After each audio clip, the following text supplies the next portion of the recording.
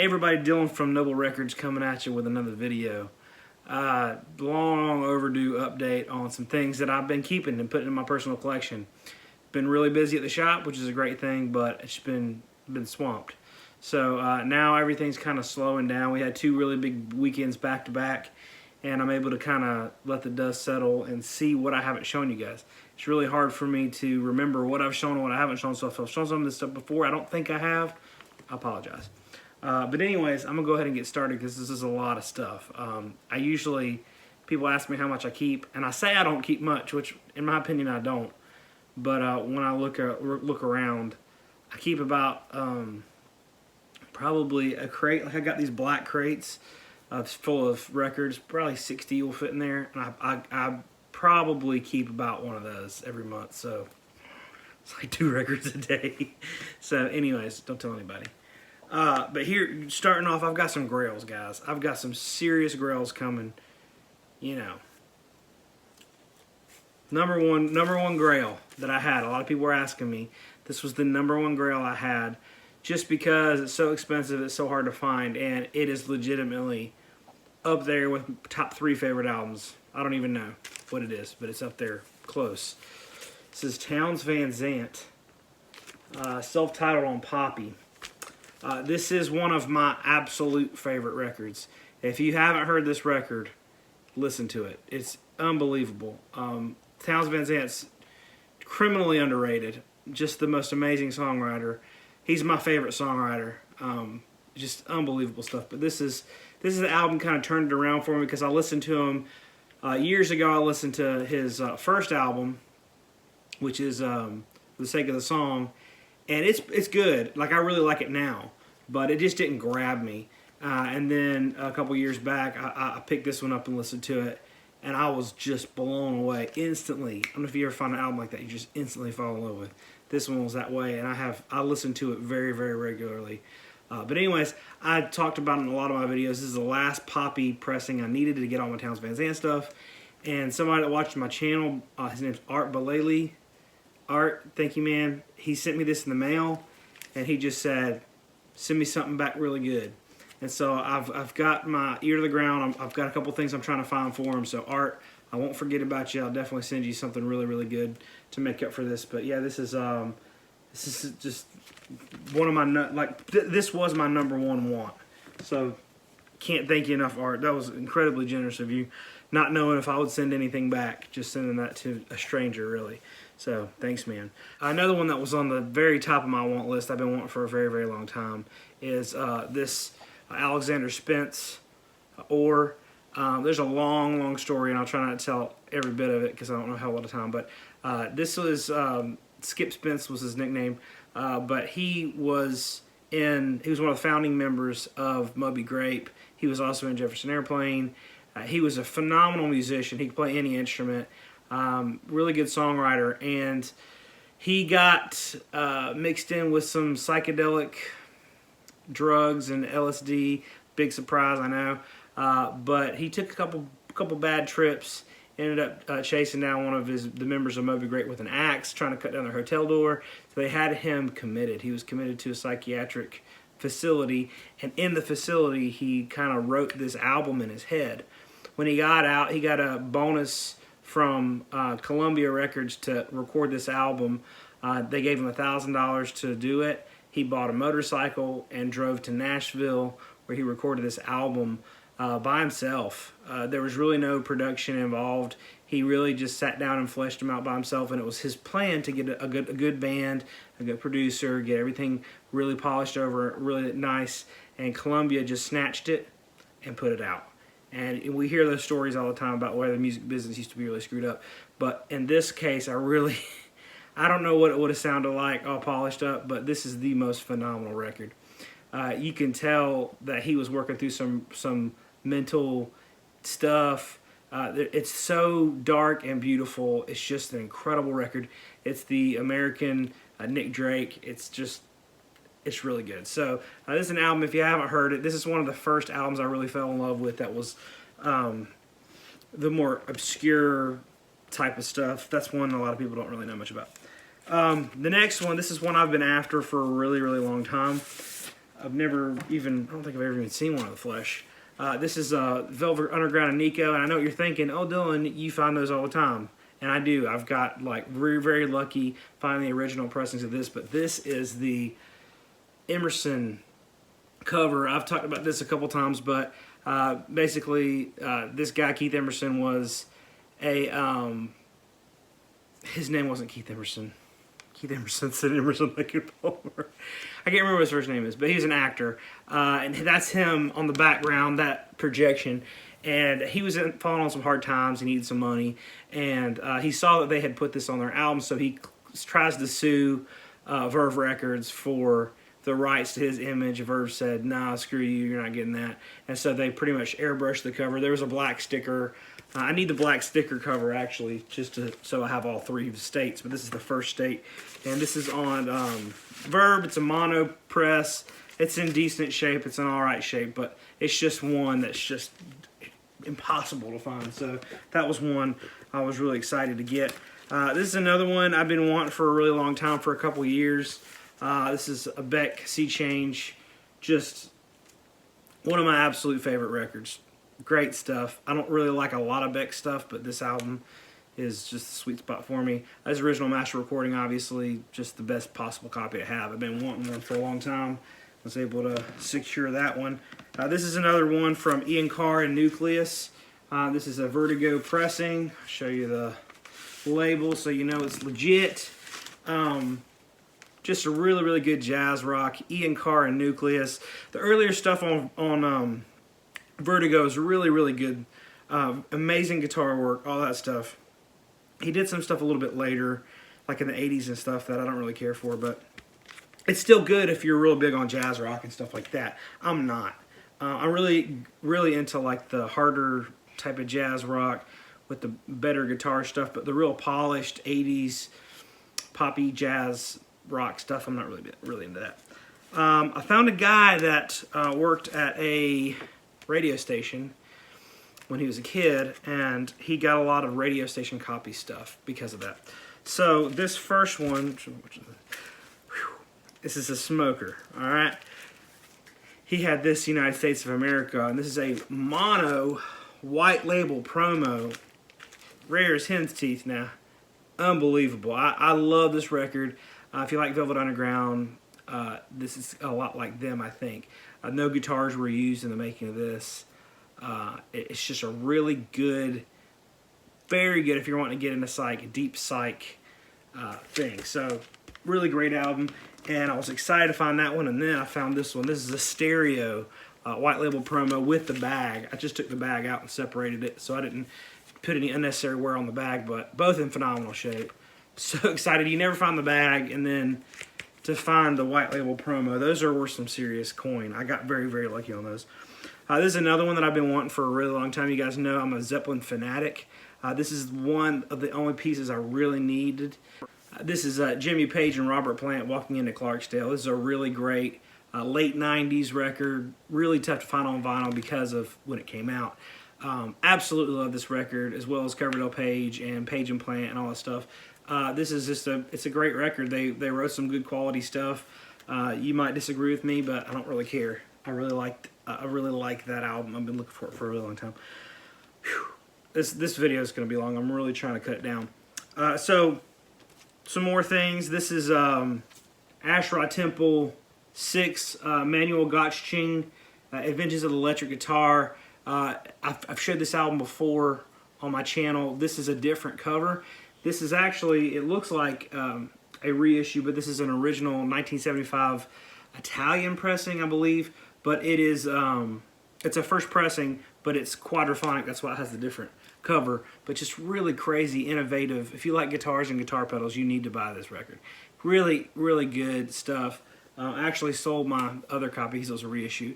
But this is a phenomenal. Asherah Temple is just a really amazing prog band, which brings me to this next one. This is an original quadraphonic, I think it's Italian as well, pressing of, this is a French pressing, I'm sorry, of Asherah Temple Rosie. Just another really great album. I'm trying to get all the Asherah Temple stuff. I'm very, very close. But I was really super excited to get this one. So those two through those on the collection. This is so another band. This is, a lot of people ask me to recommend bands. This is one of my favorite psychedelic bands. The records are impossible to find, and no one ever talks about them. If you like early 70s hot and heavy, just acid-soaked heavy guitar, this is the band for you. It's called Human Instinct. This is a box set of their 3 albums. Burning Up Years, Stoned Guitar, and Pins in It. If you want to hear a good example of what they sound like, their album Stoned Guitar is a very good album. It's one of my favorites. It's unbelievable. It is going to blow your mind. It's great. But Burning Up Years and Pins in It, you never see those ever. I mean, Stoned Guitar you really never see, but the other 2 you definitely never see. So I was excited to get this box set that has all 3 albums, and it's a 3 LP box set. Really, really great. I'd never even seen this before, and a really good friend of mine had one and was generous enough to sell it to me. So thanks, man. And this is another one. This is Human Instinct Zodiac Years. This is a 2 LP, just compilation of some stuff. And anything I can get from them, I load up because, man, they are an absolutely mind-blowing outfit. From New Zealand, blues rock, just unbelievable stuff. So same friend, my buddy, had... I've talked about him before. He had met Link Wray, I believe, and got a bunch. He had a whole bunch of albums that Link Wray went and autographed for him. So I've got a ton. I've got like 3 or 4 already that I had of Link Wray albums. Link Wray is one of my favorite musicians. He's from Dunn, North Carolina, Native American. Just was so influential on so many people. So I'll shut up about him. But he had this one. This Link Wray, which I just needed this album anyways. Be What You Want To, and you can barely tell on the screen. It's right here where he autographed it. It's kind of a dark cover. He probably should have autographed his forehead or something, but that one's autographed. You gotta see it. And then he actually dug out a couple more. So Link Wray Rumble, you can see where it's autographed right there. Rumble is the most iconic Link Wray song. And then this was Mordecai Jones. This is an album that you don't really hear much talked about. Link Wray was in this band, played on this album, and he autographed it right there. You gotta see. It is a white label promo. Really difficult record to find anyways, but to have Link Wray autograph it is unbelievable. So this is a really great Psych record. It's great. Great vocals. Mordecai Jones, lead singer. Good stuff. All right, we're moving along here. I don't want this to be too long, but dadgummit, I got some good stuff to show you. Eduardo Bort, this Spanish guitar player. This has got such... if you're a fan of... Oh, what's the album? Bob Smith's The Visit. If you're a fan of that album, this reminds me of this album. There's acoustic parts, and then there's fuzz guitar parts, and they mix together, and it's just so good. I think the original press is like 1970 Spanish pressing. They're worth a lot of money, but this is revered as one of the greatest Prog albums. But it's not too out there Prog, but it's really, really good guitar stuff. The way I am, some people don't like Prog, some people don't like Psych, some people only like Prog, some people don't like Psych. I like it all. If it's got good music, I really, really like it. And this is just spacey, far out. Great guitar work. This is another one I got. This one's called Neuron. This is kind of a private press thing. I couldn't find a whole lot of information about it, but it's a really good psychedelic prog album. Really good guitar work on it. It's just we'll see what label it's on. I think it's a private press type, but it's on Erect Records, so you know it's good. This one, Stark Reality. Now don't crap yourself. This is a reissue. The original pressing of Stark Reality is the Stark Reality discovers Hoagie Carmichael's Music Shop. The original pressings of this are $1,000, $800 to $1,000, something like that. No joke. This is a 3 LP reissue with some extra stuff on it. Just to run you through a real quick idea of what this album is. So this Hoagie Carmichael was a songwriter. He wrote a lot of children's music. His son worked at a TV station and wanted to do a special on his music. So he wanted to take all the nursery rhymes and all that stuff that he had made and put a modern spin to it. So he hired guys like John Abercrombie, which is a phenomenal jazz guitar player, like a jazz rock guitarist, like fusion jazz, unbelievable. And they got this band together, and it is insane to know that these were children's songs, because they don't sound like children's songs. They are fuzzed out. They call it a mix between psych rock and hard bop jazz. It's got these killer guitar riffs, and then it switches to more jazz scales and stuff like that. It is amazing. Really good stuff. So I really highly recommend you digging this up if that sounds like something you like. See how the kid's sitting around? It's supposed to be like a children's thing. It is not. His face melting. Unbelievable stuff. But they put, I mean, it was a TV special, but this is the soundtrack to it, and it's just killer. It's unbelievable. I was listening to it as I was getting ready for the video, and I was like, woohoo! Unbelievable. Killer. Those are my catchphrases. This is another one I'll show really quick. I've shown this a few times before, I know. Fraction Moonblood. This is a reissue that I really needed. It was a limited edition, 1,000 pressings, and I had an extra 10-inch with a few extra songs on it. I didn't have the 10-inch. I didn't have this pressing. This is the original pressings go for like $3 or $4 grand. This is a Christian rock out of Arizona, I believe. Just incredible hard rock. Fraction Moonblood. If you haven't heard this, dig it up and look for it. It's going to blow your mind. Really, really, really good. Trust me. This is another hard rock one that I had. This is called Haystacks Balboa. Great record. Early 70s. Hard rock. Not much else to say. It's just really good vocals. There's some low points, but there's some real fire on here too. Haystacks Balboa is the name of this one. Ella Omega. I know I'm probably saying that wrong. I'm sorry. This is a Hungarian Psych album. This is one that if you look for it, it'd be difficult to find, but they're not too expensive. I think you can get them for $20 or less. But this is a really good, underrated psychedelic album. I never ever even heard about it. I just found it and listened to it. It's phenomenal. I thought it'd be worth a lot of money, but it's not, which is good for you, because if you can find one, it would be. It's a great listen for not too much money. A few more. Oh gosh, I got this Led Zeppelin Physical Graffiti promo copy. Pretty cool stuff. Somebody brought that in the shop and traded it.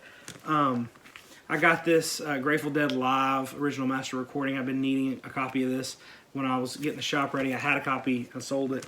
Another one, Skull and Roses Grateful Dead original master recording. I've been kind of trying to pick up as many of those as I can. And then the Working Men's Dead original master recording. So, trying to zip through these as fast as possible because my video is getting real long, real fast. This is Scenes from the Dreams of Angels.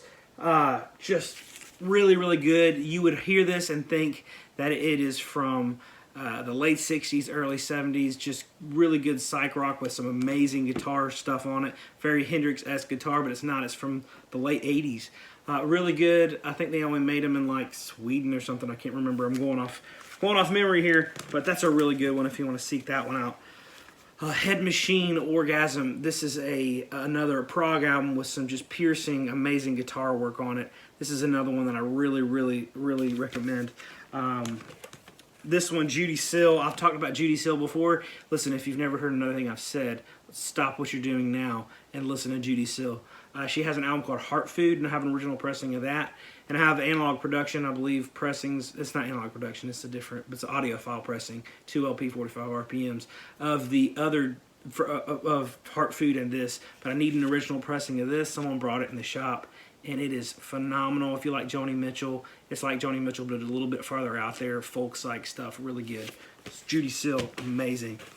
But this is one you've probably seen if you watch stuff from the VC. This is the American Metaphysical Circus, Joe Bird and the Field Hippies. This is an essential psych album. This is one you gotta have. That's phenomenal, and I've been looking for a copy for years, and I've just never come across one. They're not that uncommon. They're pretty easy to find. This has got some connection with the United States of America. Really amazing album. I'm telling you, I'm just zipping through these albums trying to go really fast, but don't sleep on this. This is a really good album that you should be able to get for $20 or less. Joe Bird and the Field Hippies. Okay, this is another one I've been looking for. It's not super uncommon. I just hadn't seen it. This is Lou Reed, self-titled. This is right on the cusp of Velvet Underground. Really good stuff. If you're a Velvet Underground fan, you gotta have this. Martha Velez. This is a great album with some really great female vocals and some just killer guitar in there, just face melting guitar. A lot of people think that Hendrix played on this album. I don't think he did. It doesn't sound like Hendrix that much to me, but it does have that Hendrix feel. But this is a really good Psych album. Martha Velez. This is Fiends and Angels. So this is another one, Sophisticated Funk, Jack McDuff. This is one I never see, but it's just a really, really good grooving, real funky, just tearing it up, you know, type thing.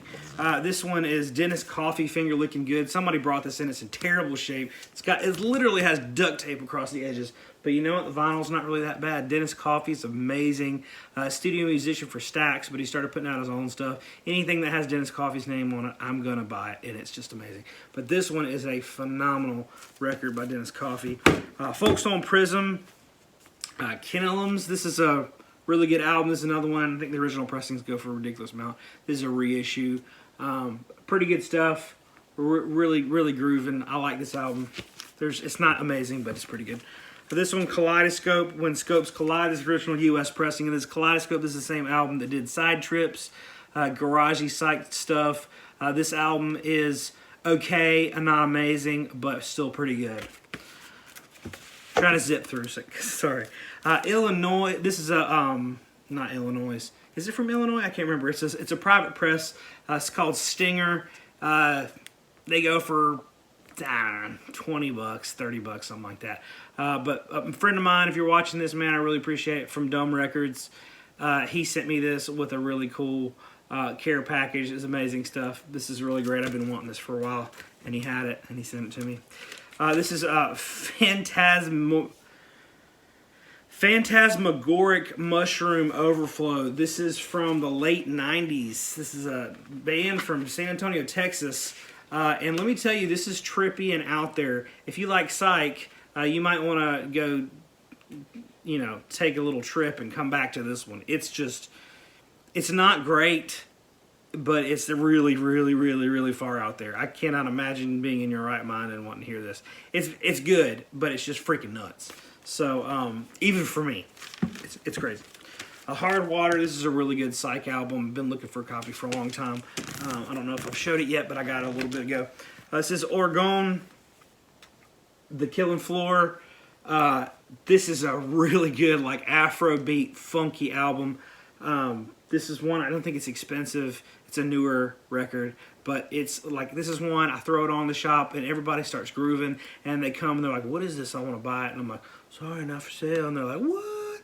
And so this is really good stuff. Head Over Heels is the name of this album. Unbelievable record. This doesn't look like it would be very good, but it's got really, really good. It's a cooker through and through. From the start to finish, it's just a banger.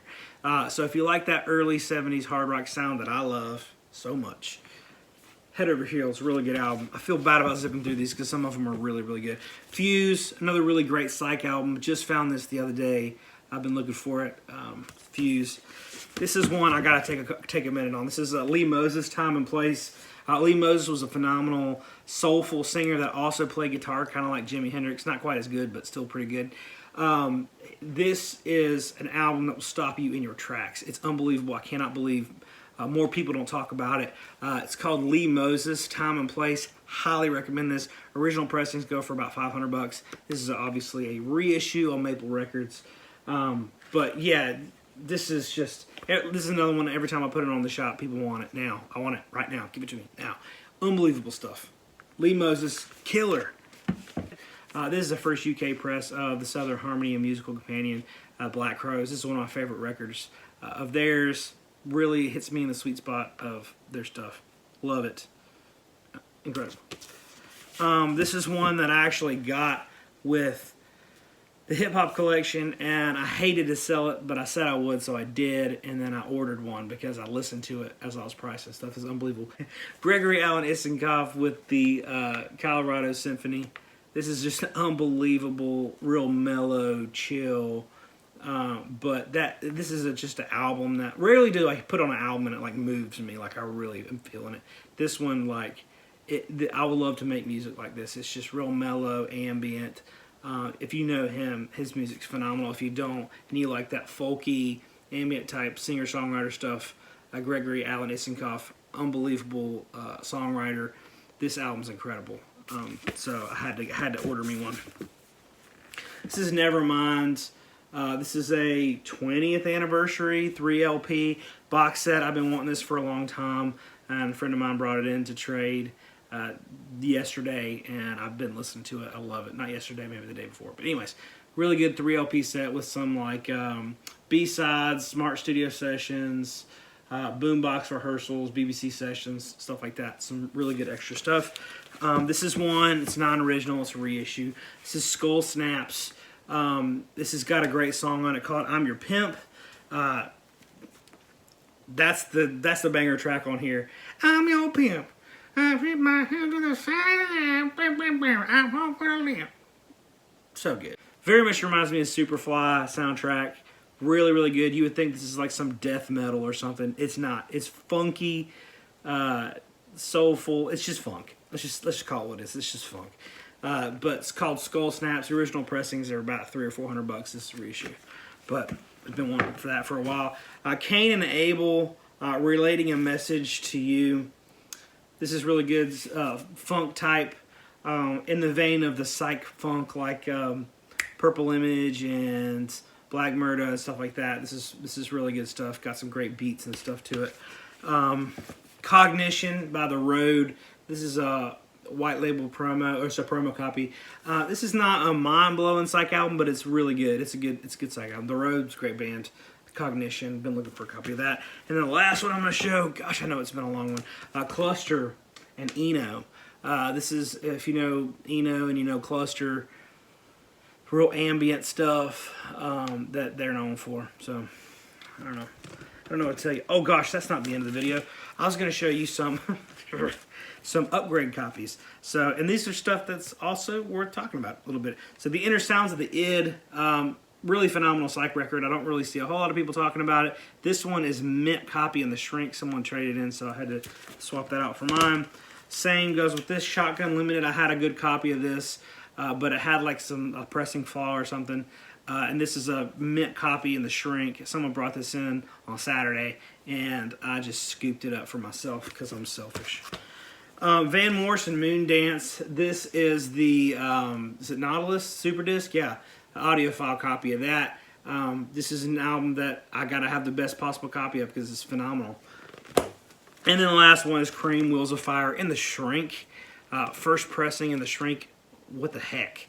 Unbelievably clean. So anyways, thank you guys for putting up with this video. I know it's clocking in about 30 minutes, but I tried to be high octane the whole time. This actually wasn't all my recent finds. I've got another box full of blue stuff. I'll upload that video very, very soon. Thank you guys for watching this. If you enjoyed the video, subscribe to the channel, follow us on Instagram. You know what to do. Love you guys. See you next time.